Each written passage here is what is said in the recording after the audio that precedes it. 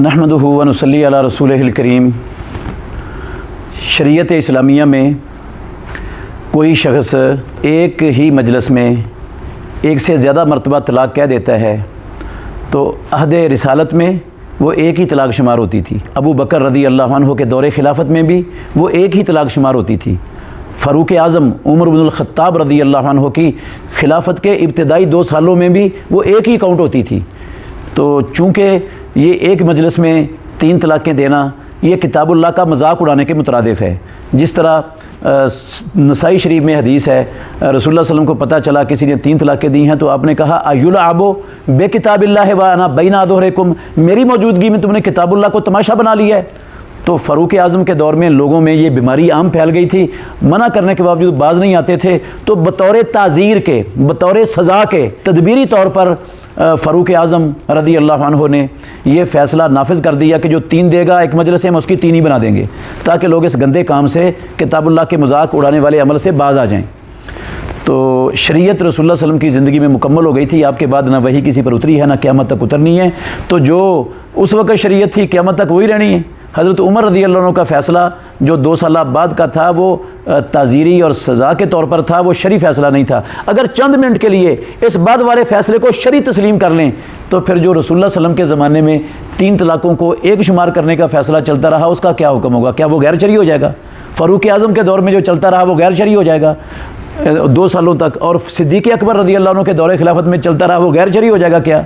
ये ताज़ीरी फ़ैसला था, शरी नहीं था। शरी वही था जो फ़ारूक आज़म की खिलाफत के इब्तिदाई 2 सालों तक अहद रिसालत से लेकर चलता रहा। तो अगर ऐसा शख्स जो 3 तलाक़ें कह चुका है वो रजू करना चाहता है तो चूँकि एक तलाक़ शुमार होती है इस्लाम में, वो इद्दत के अंदर रजू कर सकता है। अगर रजू ना करे, इद्दत गुजर जाए तो ऑटोमेटिक ही इसी तलाक़ से वो तलाक़ मुअस्सर हो जाती है और आज़ाद हो जाती है, उसका दूसरी जगह पर निकाह हो सकता है। बाद लोगों ने 2 गलतियाँ की हैं और बहुत बड़ी ख़राबियाँ की हैं। एक तो इन 3 तलाक़ों को 3 करार दे दिया। अब बंदा गुस्से में था, गलती उससे हो गई, थोड़ी देर बाद उसको पछतावा हुआ कि मैं तो गलती कर बैठा हूँ, अपने हाथ काट बैठा हूँ। तो अब उन्होंने कहा ये तेरी तो 3 ही हो गई हैं, मामला ख़त्म हो गया है। अब हल क्या है? बच्चे भी हैं, बीवी भी इधर बसना चाहती है, खामद भी बसाना चाहता है, वो थोड़ी सी गुस्से की वजह से काम ख़राब हुआ है।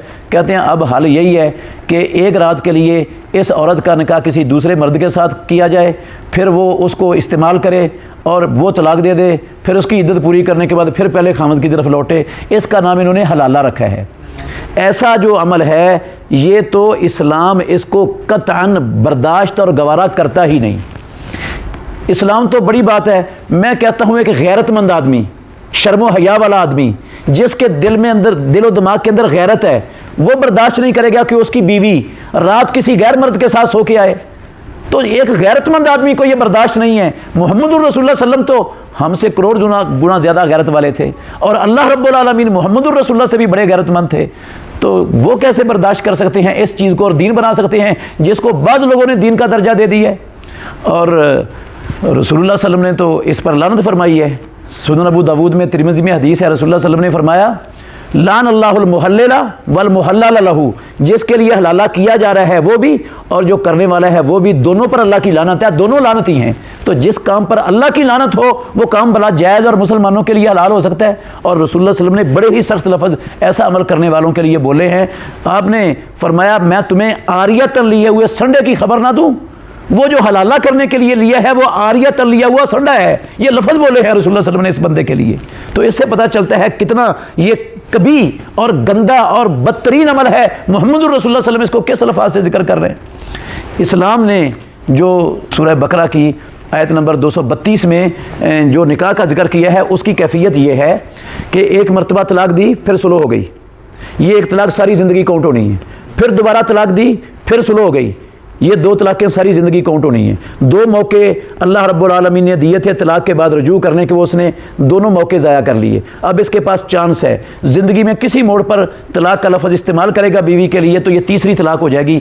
इस तीसरी तलाक़ के बाद वो औरत इस मर्द के लिए हराम हो गई है। ये है अल्लाह रब्बुल आलमीन ने फरमाया फ़इन तल्लक़हा फ़ला तहिल्लु लहू मिन बाद हत्ता तनकिहा ज़ौजन गैरा, अगर वो तीसरी तलाक़ दे देता है तो फिर वो हलाल नहीं है इसके लिए। अब उसके हलाल होने की एक ही सूरत है इस्लाम में कि इस औरत का निकाह हमेशा के लिए किसी दूसरे मर्द के साथ हो जाए, वो दूसरा मर्द मर जाए, یا اس کے ساتھ اس کا نباہ نہ ہو سکے، وہ اپنی مرضی سے طلاق دے دے، نکاح سے پہلے کوئی دونوں طرف سے طے شدہ منصوبہ نہ ہو، تو پھر یہ وہ مر گیا ہے یا اس نے اپنی مرضی سے طلاق دے دی ہے، دوسرے خامد نے زندگی بھر کے لیے اس سے نکاح ہوا تھا، ایک رات یا 2 رات کے لیے نہیں ہوا تھا، تو پھر یہ پہلے خامد کے ساتھ اس کا نکاح ہو سکتا ہے۔